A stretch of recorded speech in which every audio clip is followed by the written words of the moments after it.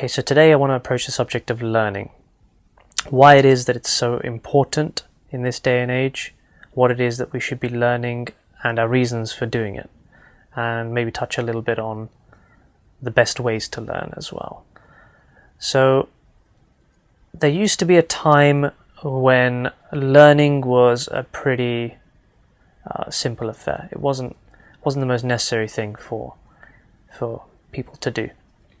You could get by quite happily, and change was a very, very slow process. It used to occur over generations. Now, in the information age, the game's changed. We need to be continually learning, and we have to be okay with change. Where change used to take several generations and it didn't really creep up, it crept up on people and it didn't really catch anyone by surprise. Today is a completely different scenario. We really need to keep on top of all the new knowledge that's out there. Well, not all of it, but whatever's relevant to you and whatever it is that you feel will help you to stay ahead of the pack. You know, there was a time even a few decades ago where you could get a university education and it would be really worth something. It would really propel you ahead of the pack. And now you have to have a university education just to keep up, just so you can get your regular job. So, you know, the value of education has changed, and the number of people who have knowledge has also vastly increased. You know, there was also a time when obviously the church used to strictly control the people who could read and write in order to maintain control over the masses as well. And obviously that was a long time ago, so that's kind of a brief history on learning and how it's changed in recent times. So then comes the second thing that we should look at, which is, what is your purpose for learning? So we've already talked a little bit about how important it is to learn, just so we can stay ahead of the pack now. It's just so we can get, or rather keep up with the pack. But in order to stay ahead, you have to study that a little bit harder, and there's a few more steps involved with the process, rather than just idly learning things. So we need to develop a purpose for learning, that being said. What is your reason to study? What is it that you hope to achieve out of it? And when you can uncover this a little more, this purpose, this reason for learning, then it gives you a sense of focus. It gives you a strategic direction to take your learning in, and it becomes all the more powerful. It helps you to select the material that you learn. A lot of people nowadays are picking up novels, a lot of stories and things which are great. You can learn a great many lessons from them. I've enjoyed them a lot in the past, but lately I found myself more leaning, I say lately, but probably the last decade and a half or so, I found myself leaning more towards self-knowledge. Anything that I could actually extract information from, that I could readily put to use. So things like biographies, self-help books, even scientific journals, things like that. So spiritual texts, philosophies, religion, these are some of the things that I've found great value and great pleasure in reading and brushing up on. Because for me, the purpose has been to understand the human condition a little better, to understand how it is that my existence in this world can have meaning, can have an impact upon the people around me. I'd like to make a positive contribution, and that is a good reason to learn, but then you still have to work out what it is that you wish to study. And that can really steer you in a whole number of directions. So, best things to do are to take recommendations, look up I mean, if there's someone that you vibe with, someone that you can really relate to, if there's someone that you admire, someone that you would consider a role model for a particular quality, then ask them what it is that they've been reading and how it is that they've come to arrive at the character that they have formed today. I believe reading has a large part, and learning has a large part to play in actually forming your character. So find out what it is that the people around you, the ones that you admire, have been reading, and try to pick up some of those books.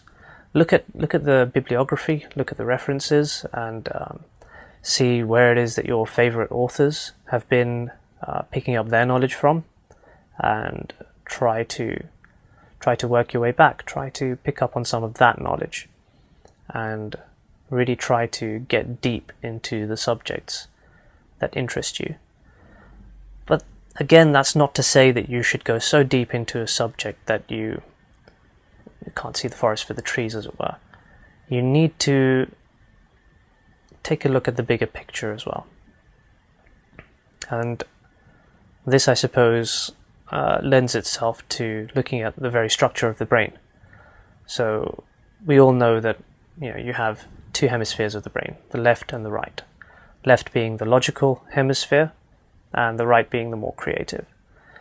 But if we drill down a little bit deeper into how it is that the left and the right hemispheres of the brain work, then we can see an immediate difference. And the difference is how the information is stored and extracted from these two hemispheres. The left hemisphere of the brain has dendrites, which are essentially like nerve endings which are branching out.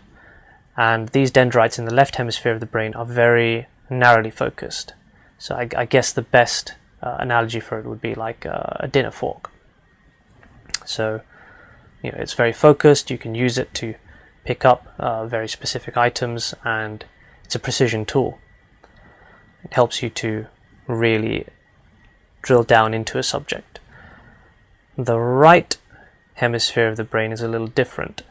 It still has the same sorts of dendrites. However, these dendrites in the right hemisphere of the brain spread more far and wide.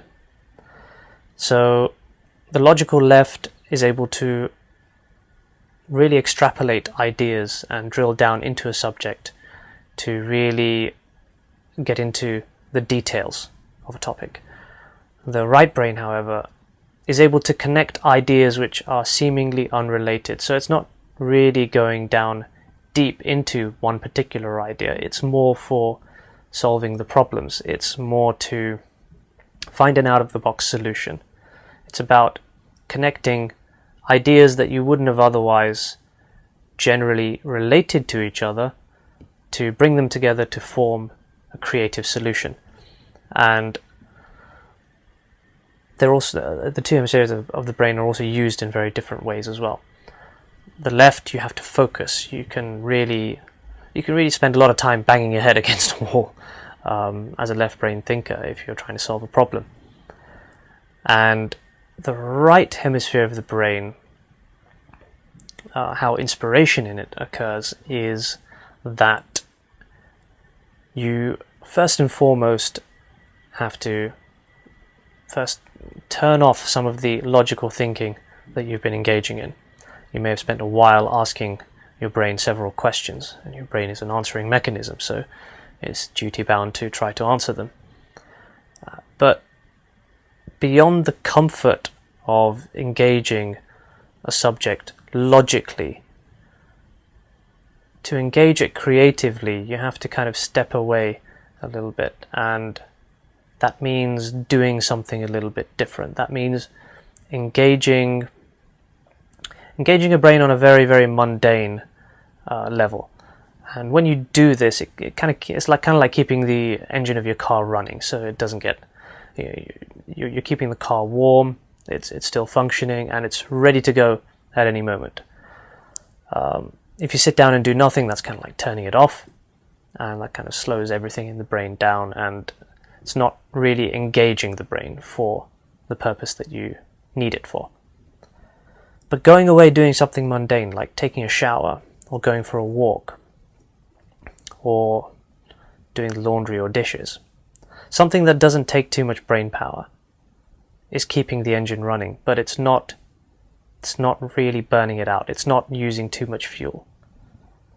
And this is when intuition tends to occur. It happens when you're least suspecting it. There's plenty of famous stories of a lot of famous people in the past who had certain moments of inspiration. I think it was Archimedes, who was trying to work out the weight of a golden crown, which is a task that was set to him by a king, and he worked it out when he was taking a bath. And what he did was he drew up a bath, and he realized that when he got into the bath, a certain amount of water was displaced, and he could use the same technique to work out what the volume of this golden crown would be. And so came his moment of inspiration when he was doing something mundane. Even when you're looking for things like your keys, sometimes you can just, if you're looking too hard, then there may come a point where you become very, very frustrated, and it becomes a bit of a vicious downward spiral, which you don't want to engage in. You're comforting yourself by logically engaging a subject. The smarter thing to do is to step away and let inspiration take over, and it will take over.